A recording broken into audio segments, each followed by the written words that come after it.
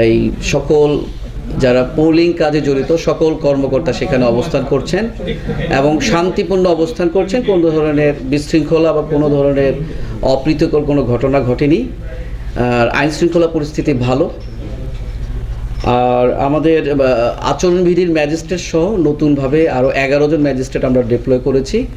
আমাদের development plan অনুযায়ী আমাদের সকল বাহিনী তাদের কার্যক্রম গ্রহণ করেছে। সিমুলেশন হয়েছে, যৌথ বাহিনীর অভিযান এখনও চলমান রয়েছে। আগামীকাল আমাদের যে আসন্ন যে নির্বাচন, যে প্রত্যাশিত যে নির্বাচন, ইনশাআল্লাহ আমরা বিশ্বাস করি আমরা সফলভাবে শেষ করতে পারব। যে আমাদের প্রস্তুতি শেষ, নির্বাচনের জন্য আমরা প্রস্তুত। এটা প্রিডিকশন করাটাই যেহেতু আমাদের নির্বাচন কমিশন থেকে বলছে এটা দীর্ঘায়িত হতে পারে, বাট আমাদের জায়গা থেকে সময় গ্যাপ কমানোর আমরা সকল ধরনের পদক্ষেপ করেছি এবং দ্রুত ফলাফল দেওয়ার জন্য আমরা প্রস্তুত। এখানে নির্বাচনে কন্ট্রোল রুম থাকবে কালকে 7:30 থেকে। একটা নাম্বার আছে, প্রেসক্রাইব নাম্বার।